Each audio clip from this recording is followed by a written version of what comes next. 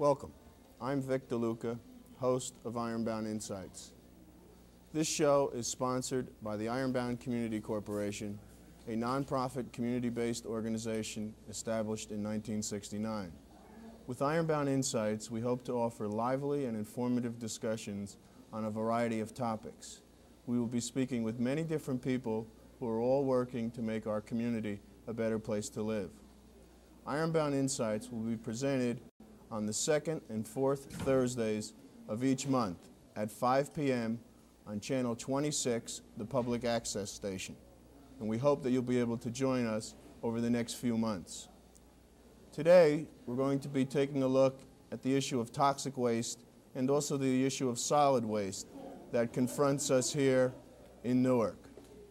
We have a guest who I'm going to introduce now. It's Robert Cartwright. We call him Bob. And he's a researcher for the Ironbound Community Corporation, and he's researched on toxic waste.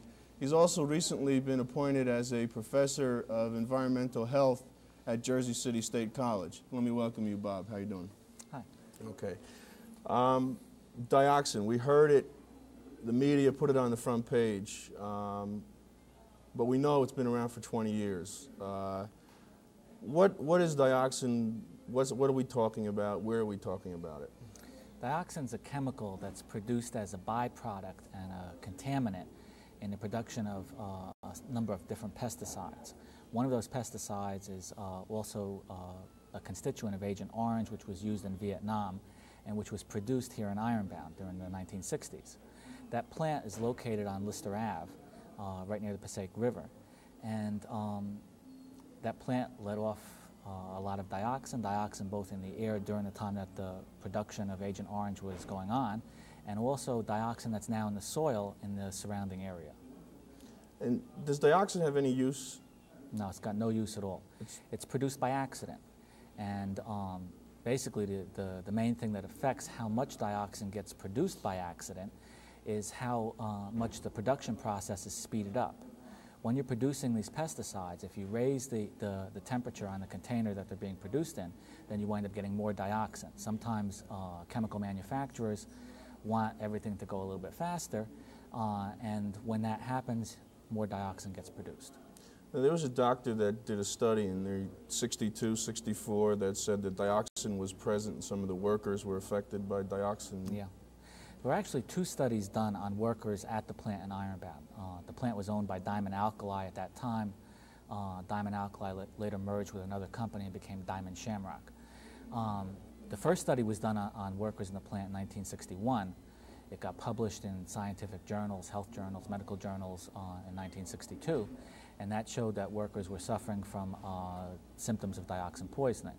The easiest symptom to diagnose is a thing called chloracne, which is a very horrible skin disease that can last for 30 or 40 years in a person. In addition to that, another disease that's relatively easy to diagnose is a liver disease, and he also found that in the workers. Now, since he was doing this work 20 years ago, there was a lot of information that he didn't have about other symptoms of dioxin, which we know today. There's been very sophisticated tests and studies done, most particularly in Europe, showing the bad health effects of dioxin. One of the ones that shows up probably the earliest and probably affects the most people is the suppression of the immune system. The immune system is part of your body that helps you fight diseases. And when your immune system is not working properly, you're more prone to getting colds, the flu, having a situation where you get a cold and then it degenerates into bronchitis or into pneumonia. And I think that's the thing that we're seeing the most frequently in Ironbound. In addition to that, dioxin causes birth defects, and some of them are very unusual birth defects.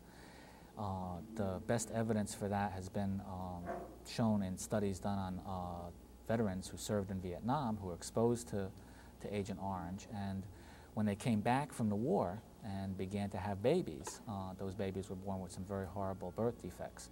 Likewise, the people in Vietnam have suffered tremendously from the effects of dioxin poisoning with birth defects, cancers, liver and kidney problems, along with the other things I mentioned.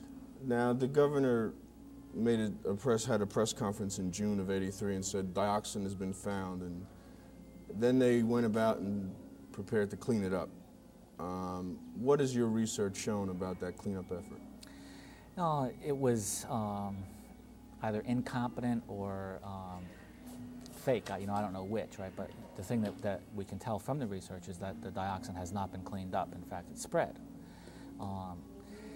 The way that the government has handled the whole problem has been to minimize it, to try to say, yeah, we found dioxin, but it really is concentrated in one small spot, and if we cover that spot with a tarpaulin, there won't be any danger to people living in the neighborhood. What we've seen instead, though, is that the things the government said were completely wrong.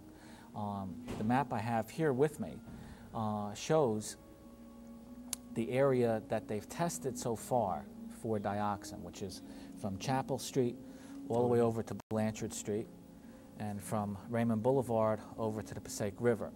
Now, included in that are about 100 homes in this area here, and a large housing project, FDR Homes, over there.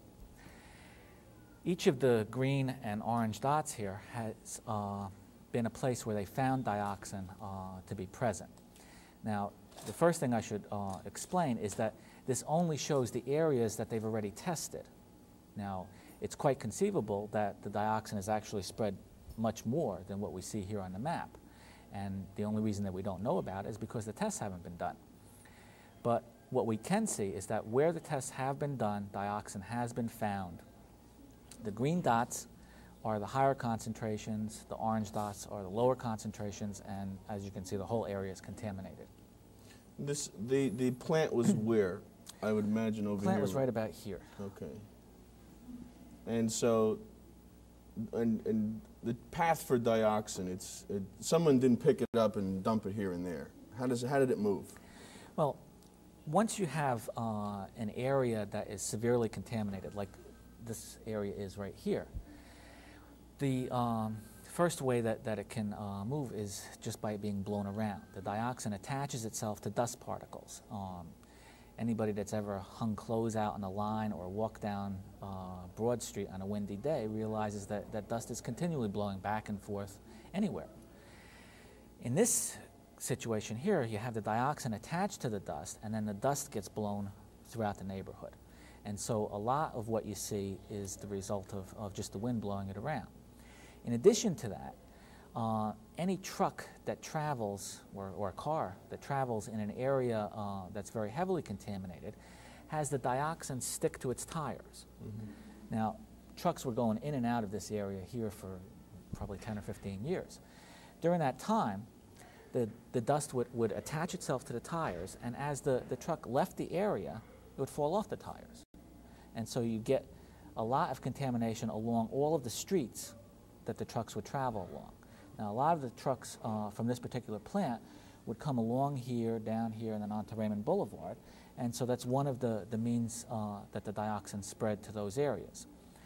Dioxin can also, since it attaches itself to dust, if there's flooding, which is something that happens an awful lot in Ironbound, it can flow with the water. Mm-hmm. Because the dust just gets trapped in the water flows off a piece of property into the street and down the sewer and whatnot, and the dioxin just travels along with it. What is the community doing now to get this cleaned up? The first thing that we've done is to study the information that the state has provided to try to understand as best as possible what's actually going on.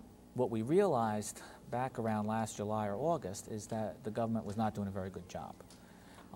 And they were also not very willing to share the information that they had uncovered. So people were pretty much relying just on what they happened to tell the press, and that pretty much was what the government wanted us to know. What we did in the beginning of August was to file a lawsuit, and as part of that lawsuit we demanded that they provide information to us, that as soon as they got any scientific information, that we get that information and be able to take a look at it and to let everybody within our neighborhood know how bad the problem was, where the problem was, and what could be done about it.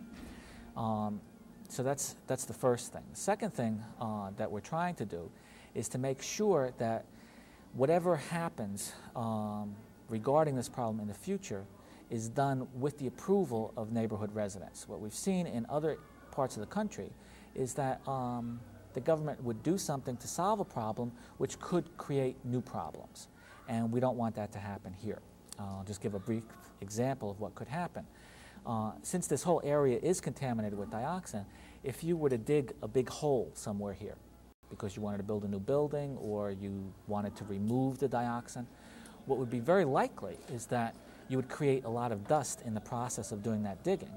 And that dust would then get blown throughout the neighborhood and make the problem worse for people who are living in the surrounding area.